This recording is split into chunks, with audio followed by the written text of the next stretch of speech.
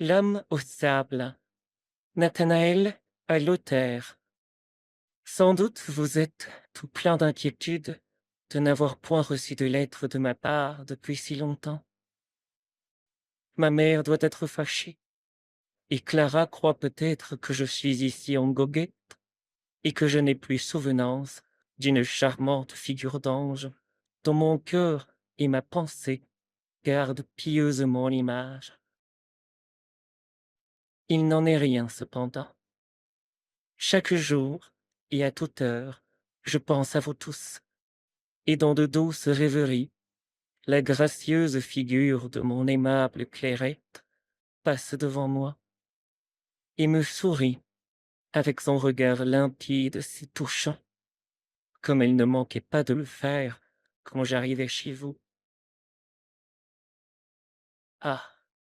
Comment pouvais-je vous écrire dans la disposition d'esprit déplorable qui jusqu'ici a confondu toutes mes idées? Quelque chose de terrible est venu corrompre ma vie. Les pressentiments confus d'une destinée affreuse me menacent et m'enveloppent comme de sombres nuages impénétrables à tout rayon lumineux. Enfin, il faut que je te confie ce qui m'est arrivé. Maintenant il le faut, je le vois bien. Mais rien que d'y penser, il m'échappe un rire involontaire, comme si j'étais devenu fou. Ah! Mon bon ami Lothaire, comment vais-je m'y prendre pour que tu comprennes que ce qui m'est arrivé récemment a dû réellement jeter dans ma vie un trouble aussi funeste? Si tu étais ici, je pourrais te convaincre de ce que j'avance, tandis que tu vas sûrement me traiter de visionnaire radoteur. Bref, l'événement épouvantable en question, et dont je m'efforce en vain d'atténuer l'impression mortelle, consiste uniquement en ce qu'il y a quelques jours, c'était le 20 octobre, à l'heure de midi, un marchand de baromètres entra dans ma chambre pour m'offrir de ses instruments. Je n'achetai rien et le menaçai de le jeter par les escaliers. Sur quoi, il s'éloigna de son plein gré. Je prévois bien que certains rapports tout particuliers et essentiels dans ma vie peuvent seuls donner à cette rencontre une signification raisonnable, et que la personne de cet odieux brocanteur doit avoir sur moi quelque influence bien pernicieuse. Il en est ainsi, effectivement. Je vais me recueillir de tout mon pouvoir pour te raconter, avec calme et patience, certains détails de mon enfance que l'activité de ta pensée saura transformer en tableaux vivants et colorés. Je te vois déjà rire à cette lecture, et j'entends Clara s'écrier: Mais ce sont de vrais enfantillages. Riez, je vous prie. Moquez-vous de moi, de tout votre cœur. Je vous en conjure instamment. Mais, Dieu du ciel, mes cheveux se dressent d'effroi, et il me semble que cette inspiration de solliciter vos railleries part d'un désespoir insensé, comme les prières que Franz Moore adresse à Daniel. Mais venons au fait. Enfant, ma sœur et moi, c'était fort rarement, hormis l'heure du dîner, que nous voyions mon père durant la journée. Il devait être fort occupé par ses affaires. Mais, après le repas du soir, qui était servi à 7 heures, suivant les vieux usages, nous allions, ainsi que ma mère, avec lui dans son cabinet de travail, et nous prenions tous place autour d'une table ronde. Mon père fumait un grand verre de bière devant lui. Souvent, il nous racontait beaucoup d'histoires merveilleuses, et avec un tel entraînement que sa pipe s'éteignait toujours. Alors, j'étais chargé de la rallumer avec du papier enflammé, ce qui m'amusait infiniment. Souvent aussi, il nous mettait dans les mains des livres d'images, et il restait assis dans son fauteuil, immobile et taciturne, en renvoyant des nuages de fumée qui nous enveloppaient tous comme d'un épais brouillard. Ces soirs-là, notre mère paraissait fort triste, et à peine l'horloge sonnait-elle 9 heures. «Allons, enfant», disait-elle, au lit, voici l'homme au sable, je l'entends qui vient.»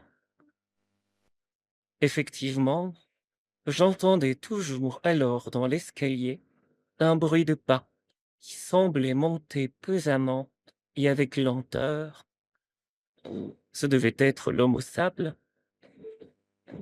Une fois, ce bruit sourd et étrange m'ayant causé plus de frayeur qu'à l'ordinaire, je demandai à ma mère, pendant qu'elle nous emmenait: «Dis donc, maman, qui est donc ce méchant homme au sable qui nous chasse toujours de chez papa? Quel air a-t-il?» «Il n'y a point d'homme au sable, mon cher enfant», répondit ma mère. «Quand je dis voici l'homme au sable, cela veut dire seulement vous avez sommeil et vous ne pouvez tenir les yeux ouverts, comme si l'on vous y avait jeté du sable.» La réponse de ma mère ne me satisfit pas, et dans mon esprit d'enfant s'enracina la conviction que ma mère ne niait l'existence de l'homme au sable que pour nous empêcher d'en avoir peur, car je l'entendais constamment monter l'escalier. Plein de curiosité d'apprendre quelque chose de plus précis sur cet homme au sable et sur ses rapports avec nos autres enfants, je demandai enfin à la vieille femme qui avait soin de ma petite sœur: «Quel homme c'était que l'homme au sable?» «Ah, Tannelle», répondit celle-ci, «tu ne le sais pas encore? C'est un méchant homme qui vient trouver les enfants quand ils refusent d'aller au lit. Alors, il jette de grosses poignées de sable dans leurs yeux, qui sortent tout semblants de la tête. Puis, il les enferme dans un sac et les emporte dans la lune pour servir de pâture à ses petits qui sont dans leur nid. Ceux-ci ont, comme les hiboux, des becs crochus avec lesquels ils mangent les petits enfants qui ne sont pas sages. Dès ce moment, l'image du cruel homme au sable se peignit en moi sous un aspect horrible. Quand j'entendais le soir le bruit qu'il faisait en montant, je frissonnais de peur et d'angoisse. Ma mère ne pouvait tirer de moi que ce cri balbutié entre mes sanglots: «L'homme au sable, l'homme au sable.» Là-dessus, je courais me réfugier dans la chambre à coucher, et durant toute la nuit, j'étais tourmenté par la terrible apparition de l'homme au sable.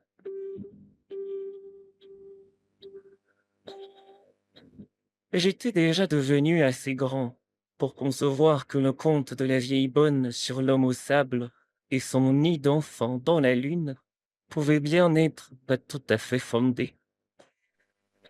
Et cependant, l'homme au sable resta pour moi un terrible fantôme, et j'étais saisi d'effroi, d'une secrète horreur, quand je l'entendais non seulement monter dans les escaliers, mais aussi ouvrir brusquement la porte du cabinet de mon père et la refermer. Quelquefois, il restait plusieurs jours de suite sans venir, et puis ces visites se succédaient immédiatement. Ceci dura pendant plusieurs années, et je ne pus m'accoutumer à l'idée de ce revenant odieux. L'image de ce terrible homme au sable ne pâlissait pas dans mon esprit. Ses relations avec mon père vinrent occuper de plus en plus mon imagination. Quant à questionner mon père à ce sujet, j'étais retenu par une crainte invincible. Mais pénétrer le secret par moi-même, voir de mes yeux le mystérieux homme au sable, l'envie bouillonnait dans mon sein et ne fit que s'échauffer avec l'âge. L'homme au sable m'avait entraîné dans la sphère du merveilleux, du fantastique, dont l'idée germe si facilement dans le cerveau des enfants. Rien ne me plaisait davantage que d'entendre ou de lire des histoires effrayantes d'esprits, de sorcières, de nains, etc. Mais au-dessus de tout, dominait toujours l'homme au sable, que je dessinais avec de la craie ou du charbon, sur les tables, sur les armoires, sur les murs, partout sous les figures les plus singulières et les plus horribles. Lorsque j'eus atteint l'âge de 10 ans, ma mère me retira de la chambre des enfants et m'installa dans une petite pièce qui donnait sur un corridor, non loin du cabinet de mon père. Nous étions encore toujours tenus de nous retirer promptement, quand, au coup de 9 heures, l'inconnu se faisait entendre dans la maison. Je reconnaissais de ma petite chambre quand il entrait chez mon père, et bientôt après, il me semblait qu'une vapeur subtile et d'une odeur singulière se répandait dans les appartements. Avec la curiosité, je sentais s'accroître aussi en moi le courage de faire, d'une manière ou d'une autre, la connaissance de l'homme au sable. Souvent, je me délaissais avec vitesse de ma chambre dans le corridor, après que ma mère s'était éloignée, mais sans rien pouvoir découvrir. Car toujours, l'homme au sable était entré lorsque j'atteignais la place d'où j'aurais pu le voir au passage. Enfin, cédant à une impulsion irrésistible, je résolus de me cacher dans la chambre même de mon père et d'y attendre l'arrivée de l'homme au sable. Un jour, au silence de mon père et à la tristesse de ma mère, je pressentis que l'homme au sable viendrait. Je prétextai donc une grande lassitude pour quitter la chambre un peu avant 9 heures, et je me cachai dans un coin tout près de la porte. Peu après, celle de la maison s'ouvrit en craquant, puis se referma. Un pas lourd, lent et sonore traversa le vestibule, se dirigeant vers l'escalier. Ma mère passa rapidement avec ma sœur devant moi. J'ouvris tout doucement la porte du cabinet de mon père. Il était assis comme d'habitude, silencieux et immobile, le dos tourné à la porte, et ne me remarqua pas. Je fus bientôt caché dans une armoire à porte-manteau qui touchait à la porte, et fermée par un rideau seulement. Le bruit de la pesante démarche approchait de plus en plus. On entendait au dehors tousser, murmurer et traîner les pieds d'une façon étrange. Mon cœur palpitait de crainte et d'attente. Derrière la porte, un pas retentit. La sonnette était ébranlée violemment, la porte brusquement ouverte. Je m'enhardis, non sans peine, et j'entr'ouvre le rideau avec précaution. L'homme au sable est devant mon père, au milieu de la chambre. La clarté des flambeaux rayonne sur son visage. L'homme au sable, le terrible homme au sable, c'est le vieil avocat Coppelius qui dîne quelquefois chez nous. Mais la figure la plus abominable n'aurait pu me causer une horreur plus profonde que ce même Coppelius. Figure-toi un grand homme à larges épaules, avec une tête difforme de grosseur, un visage d'un jaune terreux, des sourcils gris très épais, sous lesquels brillent deux yeux de chat, verdâtres et perçants, avec un long nez recourbé sur la lèvre supérieure. Sa bouche de travers se contracte souvent d'un rire sardonique.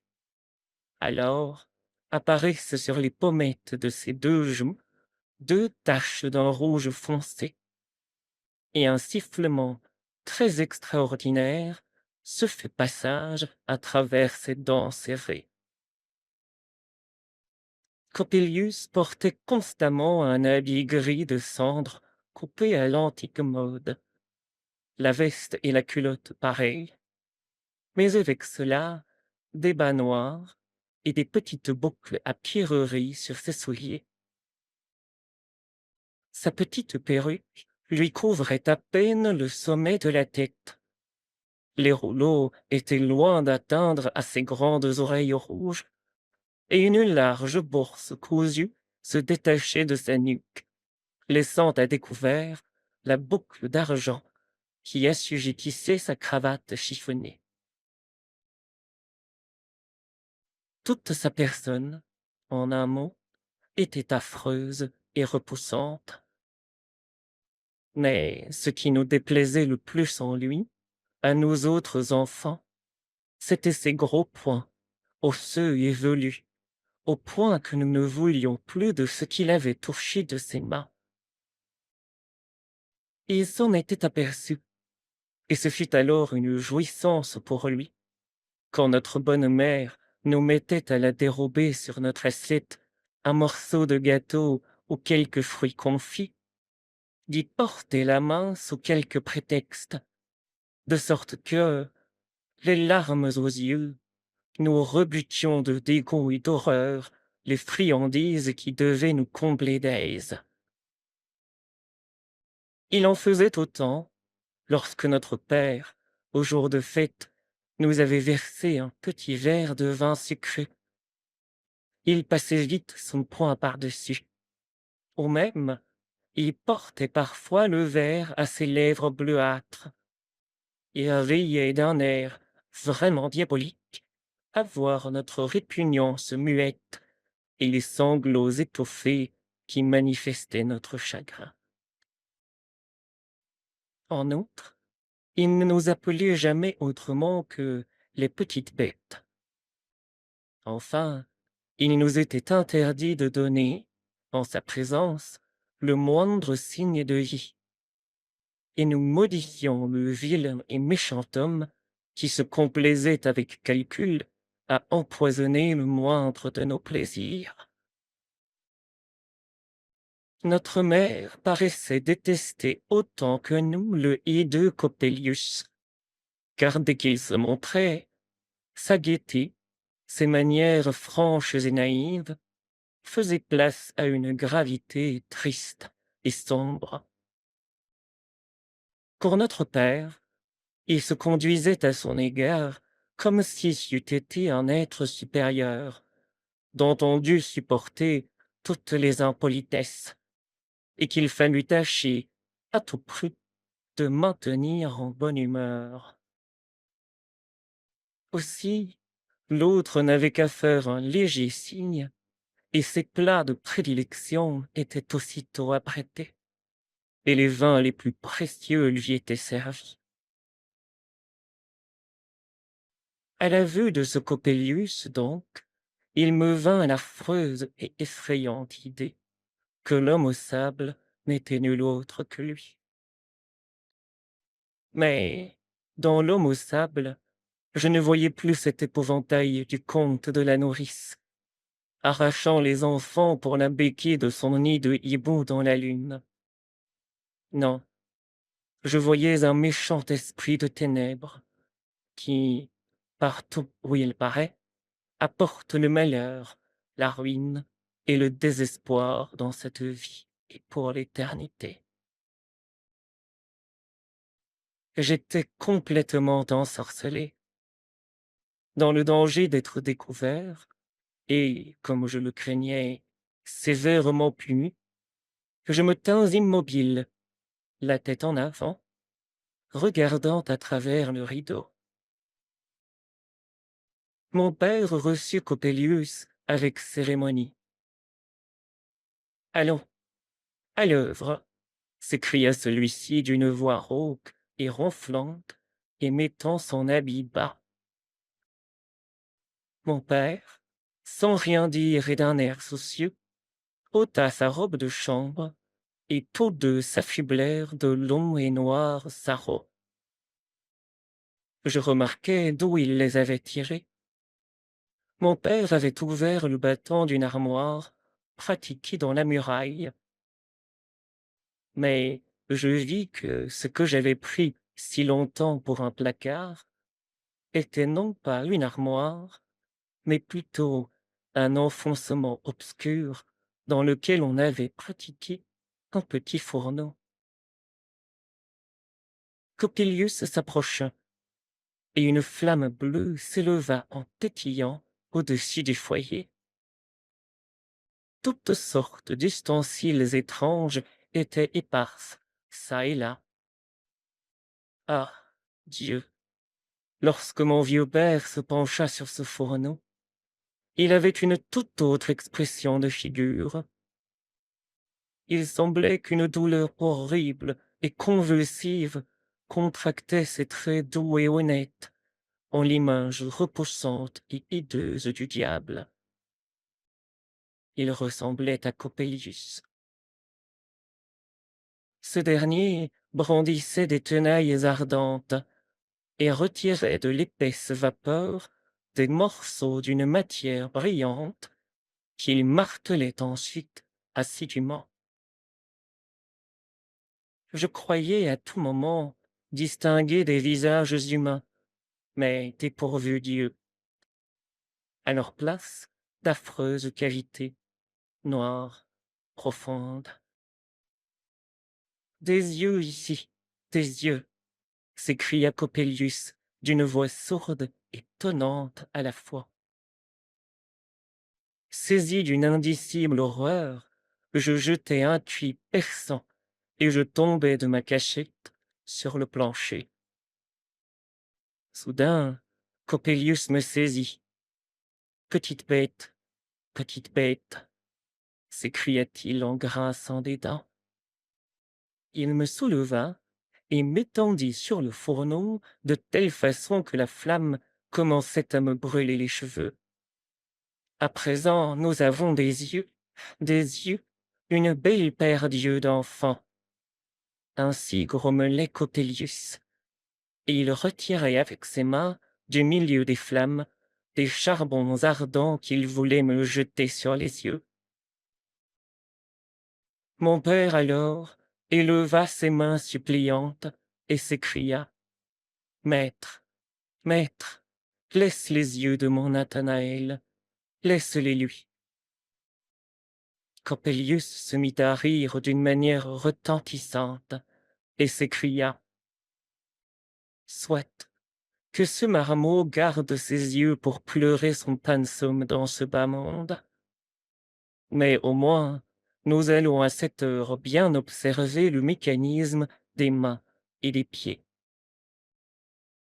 À ces mots, Il me saisit si rudement les membres que mes jointures en craquèrent, et qu'il me déboîta les mains et les pieds en les tournant tantôt d'un côté, tantôt d'un autre. Ça n'est cependant pas aussi bien qu'avant, le vieux l'a compris, disait Coppelius d'une voix sifflante. Mais tout devint autour de moi vague et obscur. Une convulsion subite agitait mes nerfs et jusqu'à mes os, et puis je ne sentis plus rien. Une haleine douce et chaude glissa sur mon visage. Je sortis comme d'une léthargie. Ma mère était penchée sur moi. L'homme au sable est-il encore là? Dis-je en bégayant. Non, mon cher enfant, il est parti depuis longtemps, et il ne te fera aucun mal, disait ma mère, en embrassant et en caressant son bien-aimé rendu à la vie. Pourquoi te fatiguer, mon bon ami Lothaire, par un long récit de ces détails, quand il me reste encore tant de choses à te dire? Bref, j'avais été découvert pendant que j'étais aux écoutes et maltraité par Coppelius. La terreur et l'angoisse m'avaient donné une fièvre ardente dont je fus malade durant plusieurs semaines. L'homme au sable est-il encore là? Ce fut mon premier mot raisonnable et le signe de ma guérison et de mon salut. Je n'ai plus qu'à te raconter le plus affreux événement de mon jeune âge, et tu seras alors convaincu que ce n'est pas aveuglement de ma part si tout aujourd'hui me semble décoloré, mais qu'une fatalité mystérieuse a réellement étendu sur ma vie un voile de nuages sombres auquel peut-être il ne me sera permis de me soustraire qu'en mourant. Coppelius ne se montra plus. On disait qu'il avait quitté la ville. Il pouvait s'être écoulé un an lorsqu'un soir, suivant l'ancienne et immuable coutume, nous étions assis en cercle à la table ronde. Mon père était fort gai et nous faisait beaucoup de récits amusants des voyages qu'il avait entrepris dans sa jeunesse. Soudain, au coup de 9 heures, nous entendîmes la porte de la maison crier sur ses gonds, et des pas lents et pesants comme du fer retentirent dans le vestibule, puis sur l'escalier. C'est Coppelius, dit ma mère en pâlissant. Oui, c'est Coppelius, reprit mon père d'une voix sourde et cassée. Les larmes jaillirent des yeux de ma mère. Mais, père, s'écria-t-il, père, faut-il donc qu'il en soit ainsi? C'est pour la dernière fois, répliqua-t-il, qu'il vient ici. Je te le promets. Va, va-t'en avec les enfants. Allez, allez au lit. Bonne nuit. Il me semblait que j'avais la poitrine oppressée sous des pierres froides et massives. Ma respiration était suspendue. Ma mère me saisit par le bras en me voyant demeurer immobile. Viens, Nathanaël, viens donc. Je me laissai emmener. J'entrai dans la chambre. Sois tranquille, mets-toi au lit. Dors, me dit ma mère en s'éloignant. Mais, tourmenté d'une frayeur et d'une anxiété indéfinissables, je ne pus fermer l'œil. L'odieux, l'horrible Coppelius était devant moi, avec des yeux étincelants, et me souriait d'un air moqueur. Je m'épuisai en vains efforts pour me délivrer de cette vision. Il pouvait être à peu près minuit, lorsque se fit entendre un bruit terrible, pareil à l'explosion d'une arme à feu. Toute la maison en retentit. Quelqu'un passa bruyamment devant ma chambre, et puis la porte extérieure se ferma avec fracas. C'est Coppelius, m'écriai-je avec horreur, et je sautai hors de mon lit. J'entendis des cris déchirants de désespoir. Je m'élançai dans la chambre de mon père. La porte était ouverte. Une fumée étouffante me suffoqua en y entrant. La fille de service criait: « Ah, mon maître, mon maître !» Devant le foyer fumant, sur le plancher, mon père était étendu mort, la figure noire et les traits horriblement décomposés.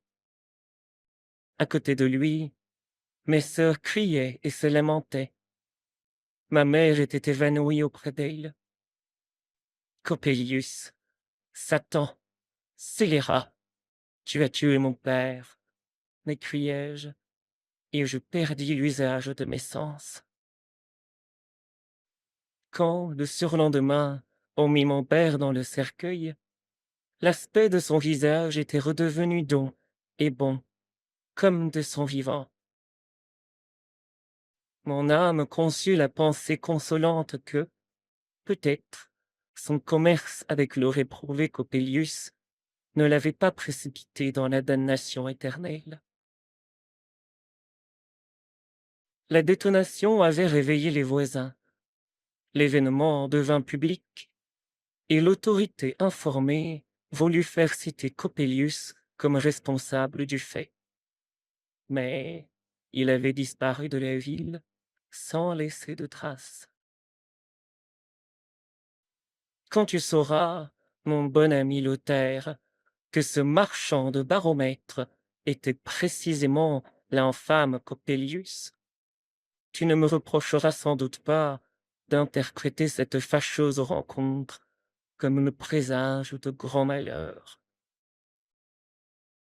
Il était vêtu différemment, mais l'aspect de ce Coppelius et les moindres traits de son visage sont trop profondément gravés dans mon esprit pour qu'une méprise de ma part soit possible. En outre, Coppelius n'a pas même changé son nom.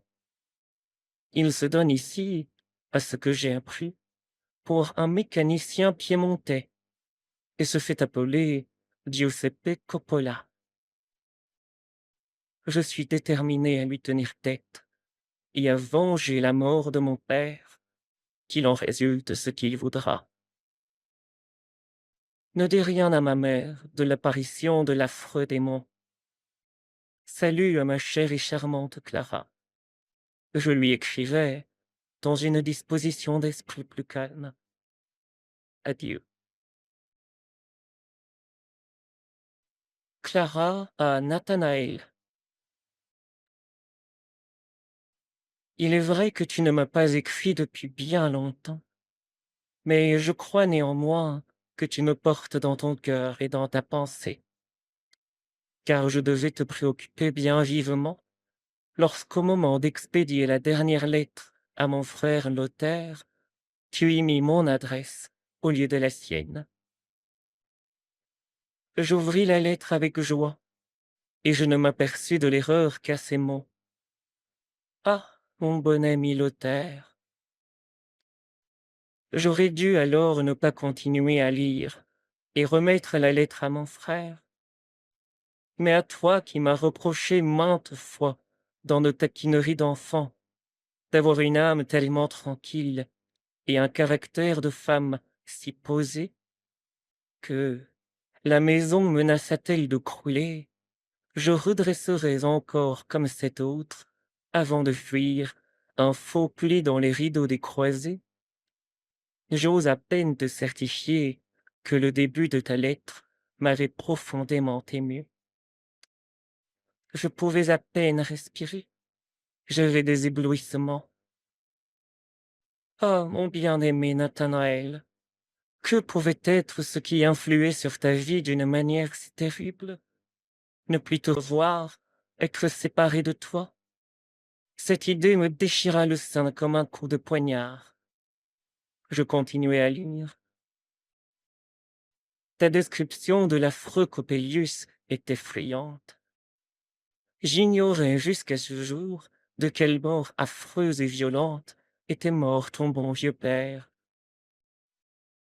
Frère Lothaire, à qui je remis sa propriété, chercha à me rassurer, mais il n'y réussit guère. Le fatal marchand de baromètres, Giuseppe Coppola, me poursuivit tout un jour, et, j'en suis presque honteuse, mais il faut bien en convenir, mon sommeil même, toujours si franc et si paisible, fut troublé de 1000 rêves déraisonnables et de visions étranges. Bientôt pourtant, et dès le lendemain, je vis les choses sous un aspect plus naturel. Ne te fâche donc pas, mon bien-aimé, si tu apprenais par l'auteur qu'en dépit de tes singuliers pressentiments sur la funeste influence de Coppelius, j'ai repris ma gaieté et ma sérénité d'esprit ordinaire.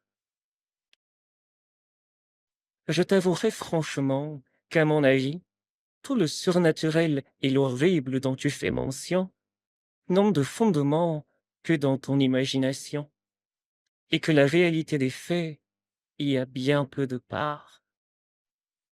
Le vieux Coppelius devait être sans doute repoussant, mais on conçoit que son aversion pour les enfants vous inspira à votre âge, pour sa personne, un profond sentiment d'horreur.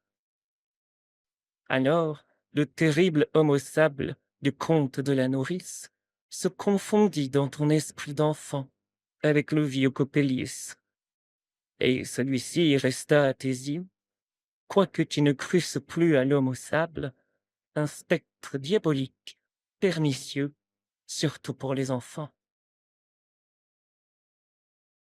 Ces menées nocturnes et mystérieuses avec ton père n'avaient probablement d'autre but que des expériences alchimiques auxquelles ils se livraient en commun.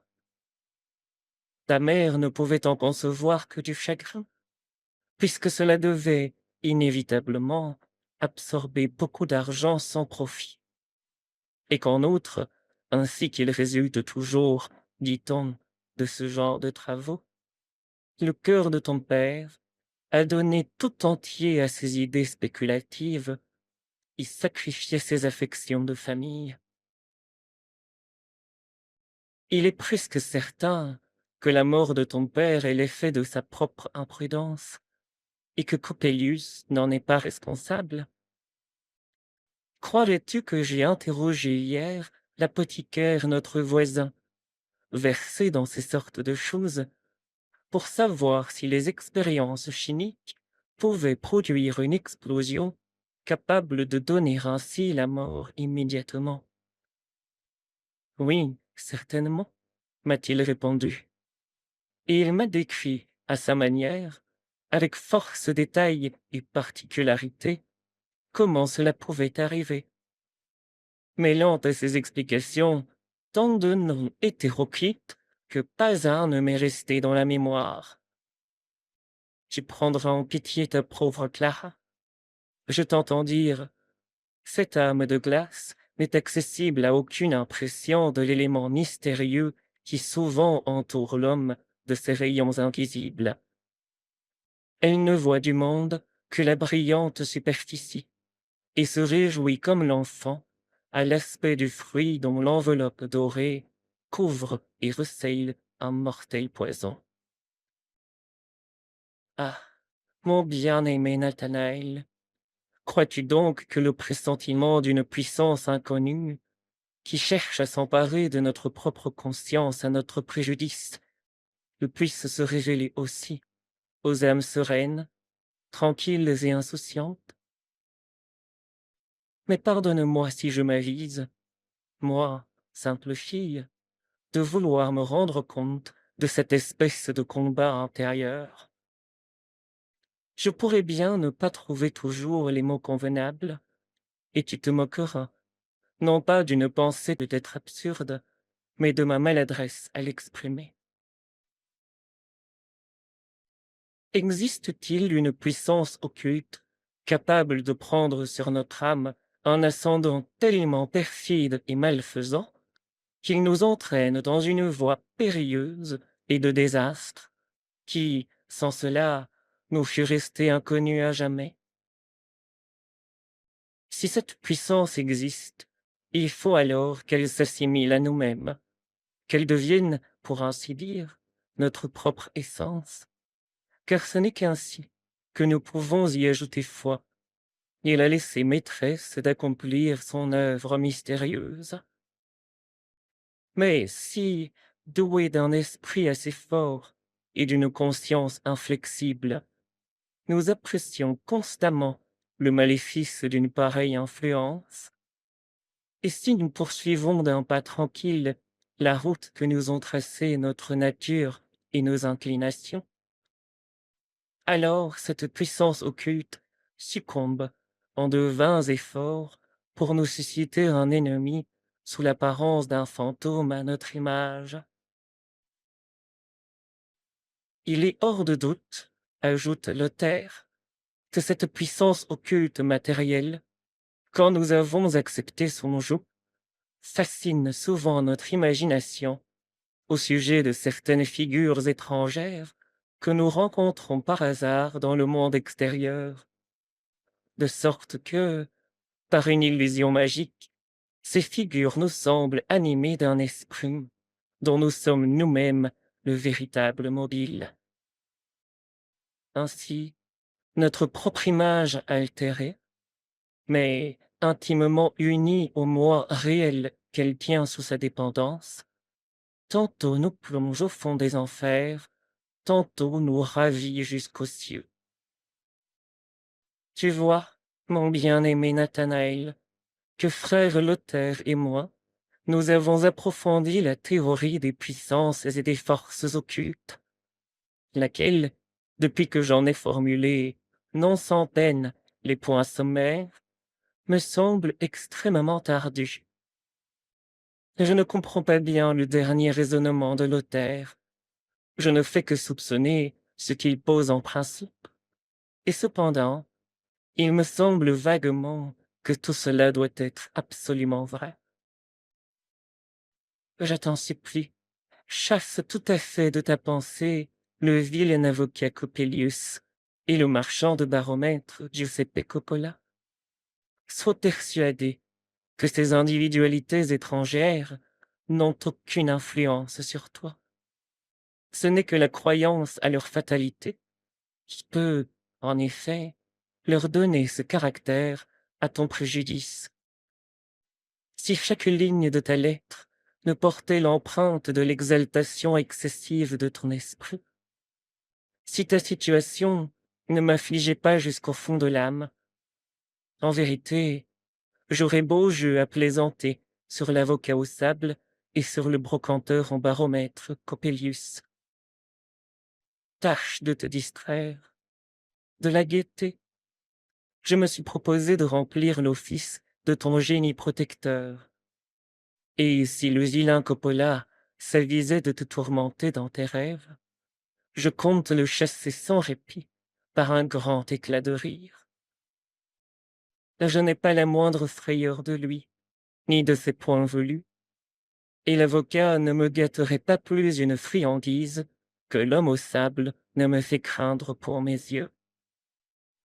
Pour toujours, mon bien-aimé Nathanaël, etc.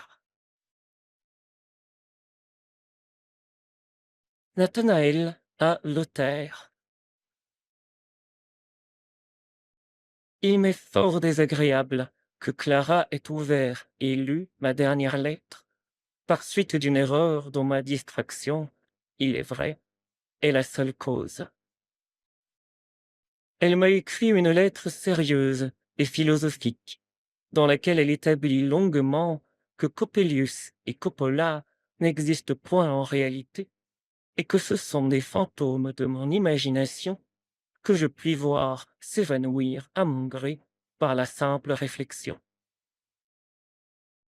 On ne croirait pas, en effet, que l'esprit qui se reflète dans ces grands yeux de jeune fille, dont le sourire gracieux nous caresse comme l'image d'un rêve doux et charmant, on ne croirait pas, dis-je, que cet esprit puisse argumenter aussi judicieusement et aussi magistralement. Elle suit tes inspirations. Vous avez parlé de moi. Tu lui lis peut-être de gros traités de logique pour lui apprendre à bien peser et à débrouiller toutes choses. Laissons cela.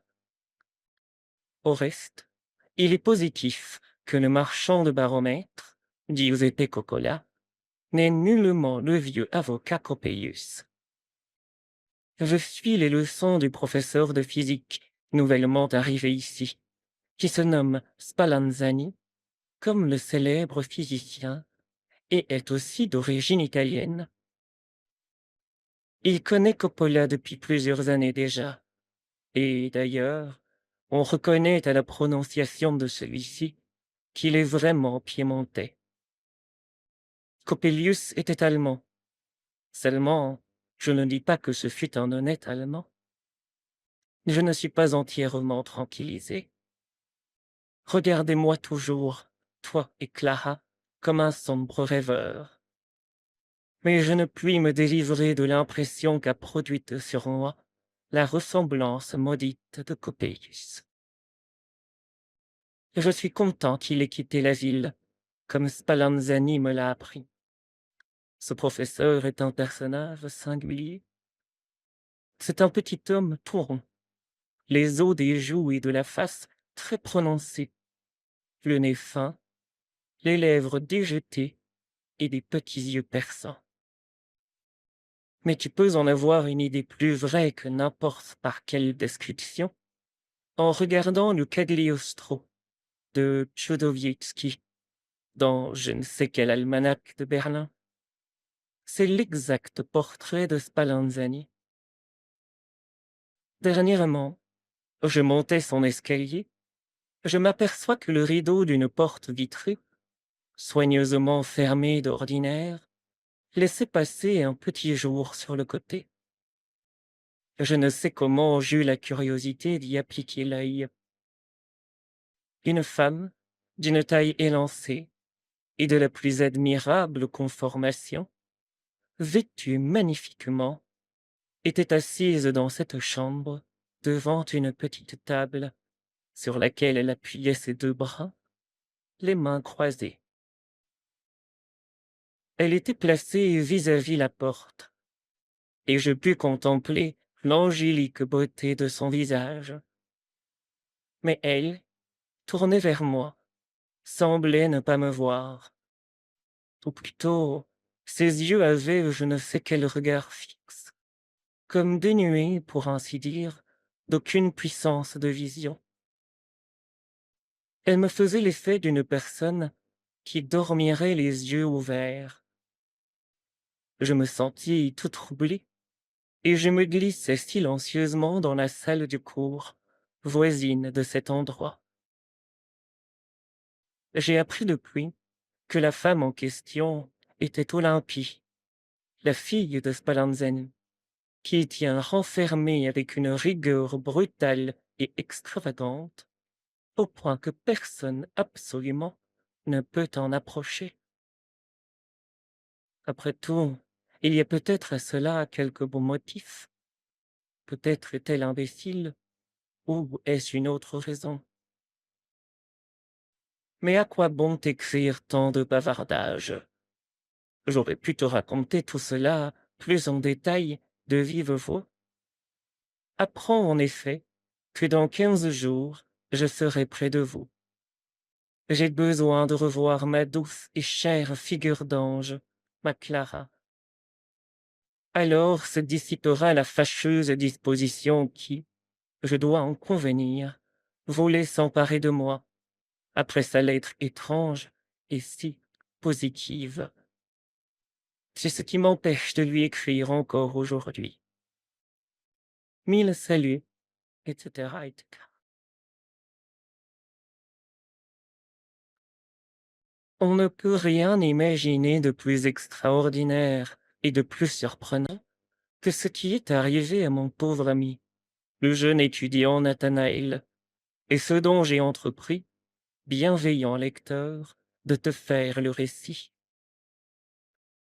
As-tu jamais ressenti, lecteur bénévole, une impression qui remplit entièrement ton sein, qui s'empara de ton esprit et de ta pensée à l'exclusion de tout le reste? Alors tu palpitais et frémissais intérieurement, ton sang enflammé parcourait tes veines en bouillonnant et colorait plus ardemment tes joues. De tes yeux jaillissaient des regards étranges, comme si tu voulais embrasser dans l'espace des figures invisibles à tout autre, et tes paroles s'échappaient en soupirs inarticulés. Aux questions de tes amis alarmés, qu'éprouvez-vous donc, mon estimable ami? Qu'avez-vous, mon cher? Si tu voulais répondre et définir ta sensation intime avec ses vives couleurs, ses ombres et ses clartés, en t'efforçant de trouver des termes pour t'exprimer, il te semblait que, du premier mot, tu allais évoquer toute la magie splendide, horrifique, épouvantable ou joyeuse qui te possédait, de manière à saisir tout le monde comme par une secousse électrique. Et cependant, pas une parole, pas une des ressources du langage qui ne te parut décolorée, inepte et impuissante. Tu cherches, tu hésites, tu bégayes, tu balbuties. Et les propos de tes amis, dans leur sang-froid, tombent comme un souffle glacial sur la flamme qui te consume et finissent par l'éteindre tout à fait. Mais si tu avais d'abord, à l'instar d'un peintre hardi, fixé en quelques traits grandioses l'ébauche de ton tableau imaginaire, alors il te devenait facile de le colorer graduellement des tons les plus vigoureux. Et les amis, émus à l'aspect de tant de figures variées et vivantes, partageaient avec toi l'illusion et le charme de ce spectacle créé par ton imagination. À dire vrai, et je dois te l'avouer, lecteur bénévole, personne ne m'a questionné sur l'histoire du jeune Nathanaël. Mais tu n'ignores pas que j'appartiens à l'espèce singulière des auteurs qui ne se voient nantis du moindre document semblable à ce que je viens d'exposer, sans s'imaginer que tous ceux qui les approchent, que le monde entier même, les sollicitent en leur disant: Qu'est-ce donc, mon cher? Oh, racontez-nous cela. J'ai donc ressenti une violente démangeaison de t'entretenir de l'histoire extraordinaire de Nathanaël. J'avais l'âme remplie de ce que sa vie présente d'étrange et de fatal. Mais c'est précisément à cause de cela, et, en outre, parce qu'il fallait te préparer, cher lecteur, à écouter du merveilleux, ce qui n'est pas peu de chose, que je me suis tourmenté l'esprit pour trouver à l'histoire de Nathanaël un début remarquable, original, saisissant. Il y avait une fois le plus beau commencement de tout récit, mais un peu fade. Dans la petite ville de province de S vivait, pas trop mal, au moins c'est mettre d'abord au fait du lieu de la scène. Bien, tout de suite, medias in res. Allez-vous-en au diable, s'écria l'étudiant Nathanaël, la fureur et l'effroi peints dans ses regards farouches quand le marchand de baromètres Giuseppe Coppola. Ceci, je l'avais effectivement déjà écrit. lorsque je crus apercevoir dans les regards farouches de l'étudiant Nathanaël quelque chose de burlesque. Et l'histoire n'est pourtant nullement plaisante. Bref, il ne me venait à l'esprit aucune tournure de phrase qui me parut réfléchir le moins du monde l'éclatant coloris du tableau que j'imaginais en moi-même. Je pris le parti de ne pas commencer du tout. Accepte donc, lecteur bénévole, les 3 lettres que mon ami Lothaire a eu la bonté de me communiquer pour l'esquisse du dit tableau, que je m'efforcerai, dans le cours du récit, d'animer de touches de plus en plus vigoureuses. Peut-être réussirai-je, ainsi qu'un bon peintre de portrait, à vivifier si bien quelque figure que tu la trouves ressemblante, sans en connaître l'original, et que tu t'imagines même avoir vu souvent le modèle de tes propres yeux. Peut-être alors, cher lecteur, en viendras-tu à croire que la vie réelle est pleine de merveilleux et de fantastique, et que le poète n'en peut saisir les rapports secrets que comme les reflets obscurs d'une glace dépolie.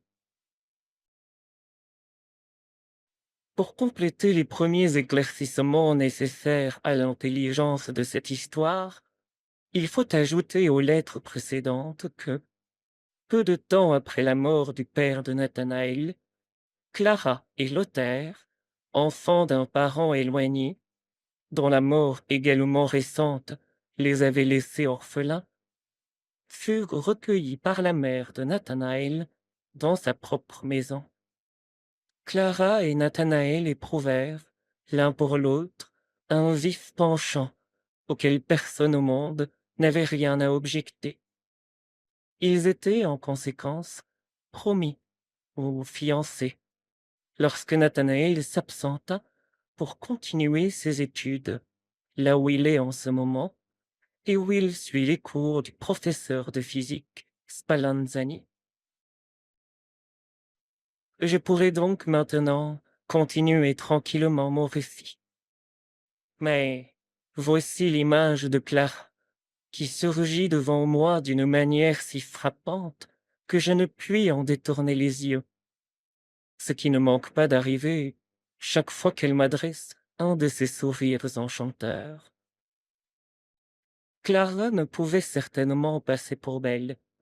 Tous les experts et connaisseurs en cette matière s'accordaient à le dire. Cependant, les architectes vantaient les élégantes proportions de sa taille. Les peintres ne savaient reprocher à ses épaules, à son cou et à sa poitrine d'un excès de chasteté dans les formes. Mais ils s'extasiaient d'une commune voix sur sa magnifique chevelure de madeleine, et extravaguaient à qui mieux mieux sur le coloris de sa peau, digne de Battoni. L'un d'eux, entre autres, un véritable enthousiaste, établit un jour une comparaison bizarre entre les yeux de Clara et un lac de Ruysdael, où se réfléchit le pur azur d'un ciel sans nuages, le bois et la plaine fleurie, tout l'aspect vivant et coloré d'un riant et frais paysage. Les poètes et les compositeurs renchérissaient encore et disaient: quoi lac, quoi miroir! Pouvons-nous jeter un seul regard sur cette jeune fille sans être frappés des accents célestes, des mélodies merveilleuses qui rayonnent dans ses yeux et qui nous pénètrent si profondément que tout notre être en est ému et inspiré? Si nous ne faisons rien de vraiment beau, c'est qu'en général, nous ne valons pas grand-chose, et nous en lisons clairement aussi le pronostic dans ce fin sourire qui voltige sur les lèvres de Clara, quand nous avons l'impertinence de lui rabâcher de ces lieux communs qu'on a la prétention d'appeler de la musique ou de la poésie, bien que ce ne soit qu'un vain assemblage de sons vides et confus. C'était la vérité, en effet. Clara avait l'imagination vive et féconde d'un enfant joyeux et naïf, une âme de femme sensible et tendre, et une raison pleine de lucidité et de pénétration.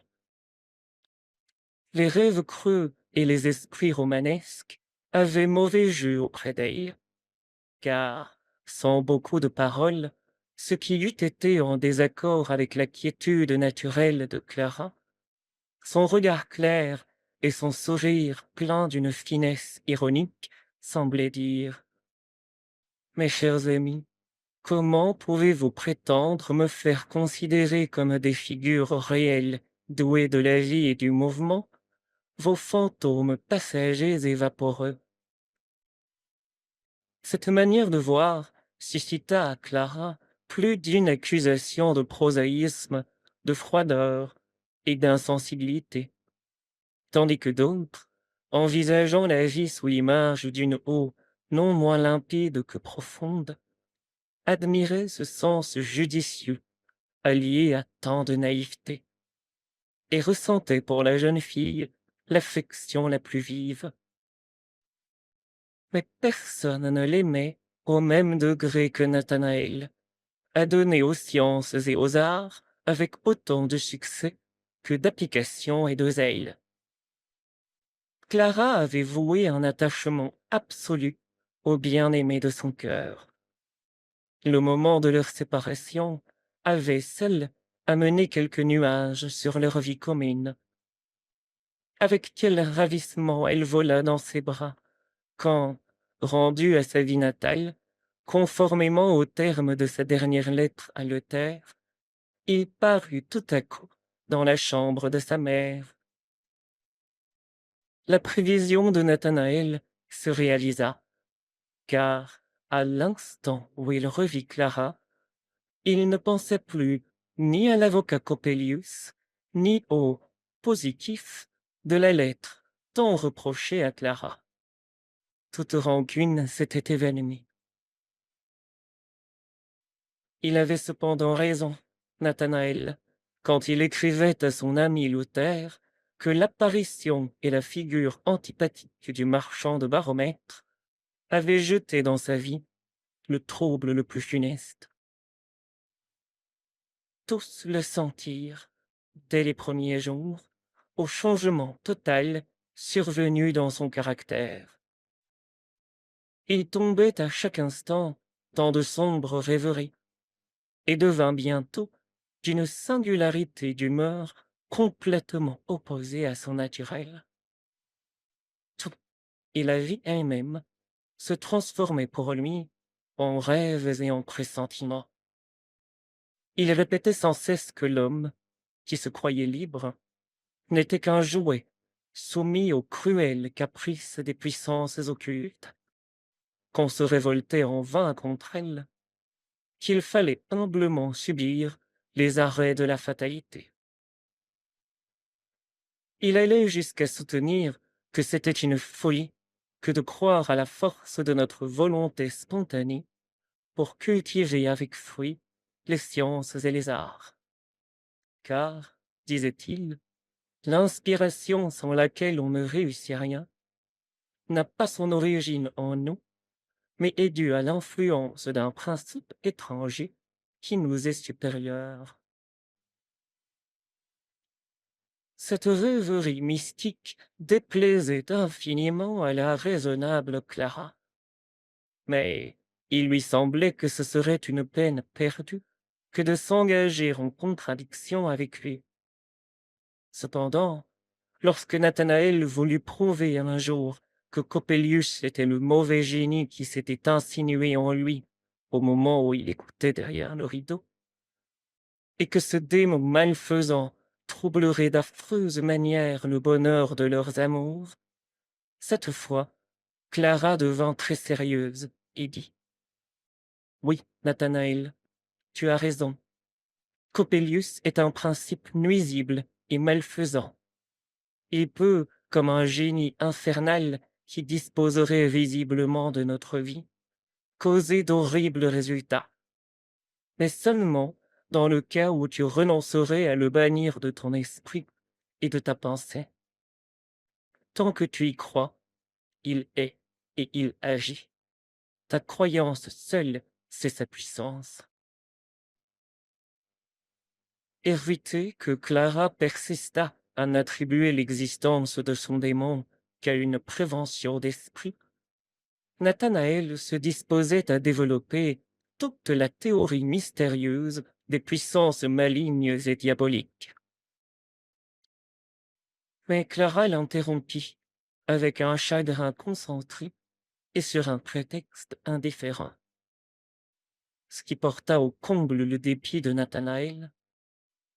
Il pensa que des secrets de cette profondeur étaient impénétrables pour les âmes froides et insensibles, sans s'avouer positivement qu'il rangeait sa Clara au nombre de ces natures inférieures, et, en conséquence, il continua ses tentatives pour l'initier à ces révélations.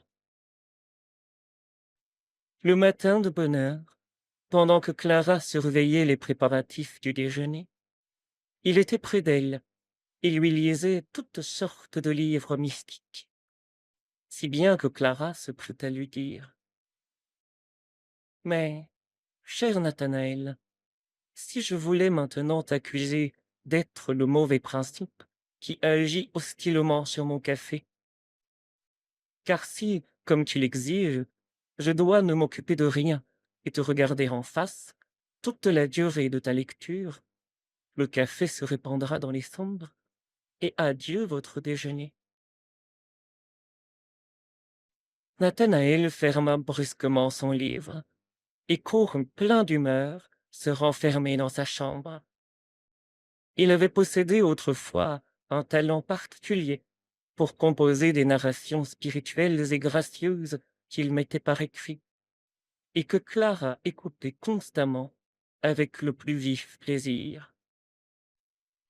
Mais à cette heure, ses essais dans ce genre étaient toujours sombres et inintelligibles, presque informes, et il sentait bien, lors même que Clara, pour l'épargner, s'abstenait de donner son avis, qu'elles étaient loin de l'intéresser. En effet, rien n'agissait plus mortellement sur Clara que l'ennui. Dans son regard et dans sa parole se lisait alors un assoupissement intellectuel invincible. Et les compositions de Nathanaël étaient réellement fort ennuyeuses. Sa mauvaise humeur contre l'âme prosaïque et froide de Clara s'accrut de jour en jour. Clara, de son côté, ne pouvait surmonter la sienne contre le mysticisme obscur, sombre et fastidieux de Nathanaël.